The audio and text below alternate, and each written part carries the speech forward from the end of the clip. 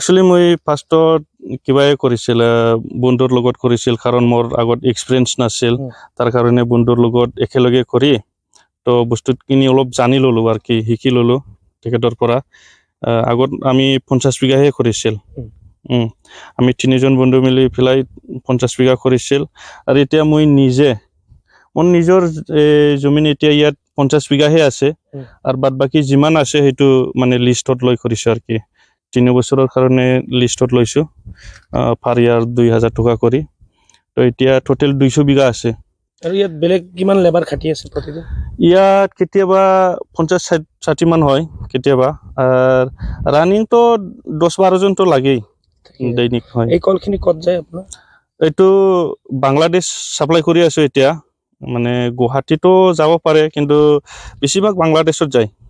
এই অঞ্চলত কলৰ কাৰণে বিশেষ কিবা আছে আৰু ইয়াত আপোনালোকে মানে যেটো বজাৰ মূল্য পাব লাগে সেইখিনি পায় না নাপায় বজাৰ মূল্য একচুয়ালি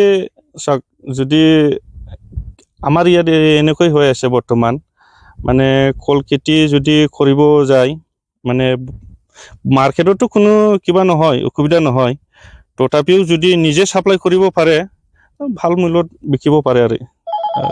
আজিৰ দিনত আপুনি এই শিক্ষিত যুৱকসকল যিবোৰ কাম বন নাপাই বাহিৰত কাম কৰিবলৈ যায় কিবা আহ্বান কৰিব না যে আসলে খেতি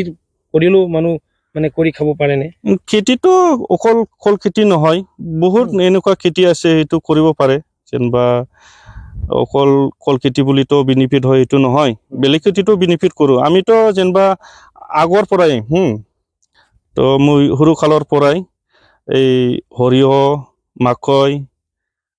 আলু এইবিলাক বহুত কৰি আহিছো আৰু কি এতিয়াও কৰে যোৱাবাৰ আমি কিবা আলু খেতি 35 বিঘা কৰিছিলো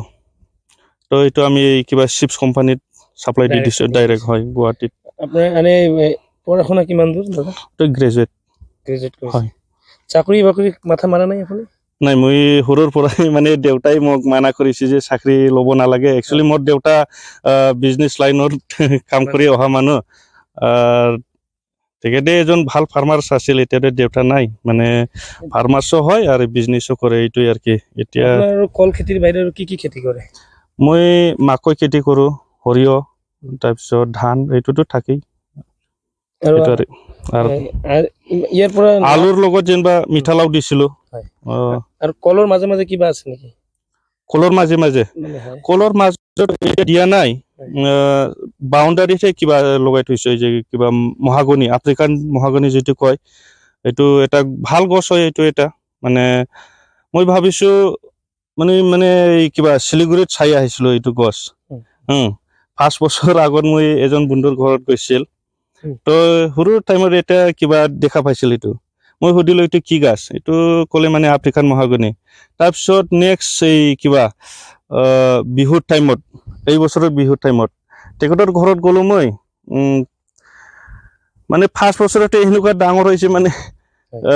2.5 ফুট গলাই হৈ গল তো মোটামুটি লাভ আছে হেতু আৰু কিমান লাভ হয় কলতো যদি আপনি 1 লাখ টাকা খৰচ কৰে আপনি 3 লাখ টাকা পাই যাব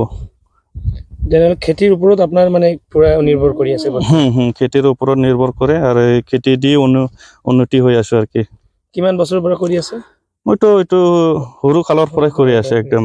ঠিক আছে দাদা ধন্যবাদ থাকিল এনে আপুনি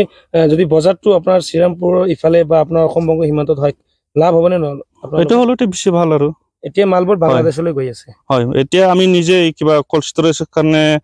এটা বহাম বুলি ভাবি আছো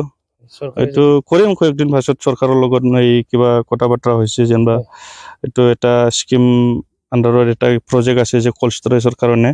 এটো সাবসিডি ওয়াইজৰ আৰ কি ঠিক আছে দাদা ধন্যবাদ থাকিল হয় দেখা গৈছে এনেদৰে গোখাইগাঁৱৰ ৰিজন শিক্ষিত যুৱক তেওঁ বিএ পাস কৰিছে কিন্তু চাকৰিৰ পিছত হাবাতুৰি নাখাই তেওঁ নিজে কি কৰিলে খেতিৰ লগত জড়িত হল কাৰণ তেওঁ দেউতা এটা সময়ত ইয়াৰ এজন নামী খেতিয়ক আছিল তেওঁৰ পৰা শিক্ষা পাইছিল আসলতে এও এইটোই মেসেজ দিব বিচাৰিছে যে আমাৰ যে যুৱচাম আছে আপোনালোকে কামৰ বাবে বাহিৰে খাটিব নগৈ বা বহিৰাজ্য নগৈ আপোনালোকৰ যদি কিবা মাটি থাকে তেনেকুৱা ব্যৱস্থা কৰি এনেদৰে খেতি কৰিলেও আসলতে ধুনীয়াকৈ যি এক স্বাৱলম্বীৰ পথ সেয়া ওলাই যাব আৰু এওঁৰ লগতে কিন্তু প্ৰায় 10টা বা 20টা পৰিয়াল এই কল খেতিৰ লগতে কিন্তু বাচি আছে কাৰণ প্ৰতিদিনে ইয়াত তেওঁ কোৱা মতে 10ৰ পৰা 20 জন লেবাৰ প্ৰতিদিনেই থাকে আৰু ইয়াৰ যি কলৰ যি ইয়াৰ বজাৰ মূল্য এটা পাব লাগিছিল আচলতে তেওঁ কয় যদি চৰকাৰে অসমৰ যেনেকুৱা গোৱালপাৰাত কলৰ বজাৰ আছে তেনেকুৱাকৈ অসম বংগ সীমান্তত যিহেতু কল খেতি বেছিকৈ হয় ইয়াত হাজাৰ হাজাৰ বিঘা কল খেতি আছে চাবলৈ গ'লে ইয়াৰ এজনৰে 200 বিঘা তেনেকুৱাকৈ 30 বিঘা 20 বিঘা 50 বিঘা বহু যুৱকৰে আছে তো ইয়াৰ পৰা এটা মেছেজ দিব বিচাৰিছে যদি এনে ঘৰত আছে তেনেহলে আপোনালোকৰ খেতিৰ জৰিয়তে কিন্তু স্বাৱলম্বী হ'ব পাৰে চৰকাৰলৈ বিনম্ৰ অনুৰোধ কৰিছে যদি সম্ভৱ হয় অসম বংগ সীমান্ততে এটা কলৰ যি এটা বজাৰ থাকিব লাগে এই বজাৰৰ ব্যৱস্থা কৰিলে এই অঞ্চলৰ কৃষকসকলে আচলতে বেছিকৈ লাভান্বিত হ'ব বুলি উল্লেখ কৰে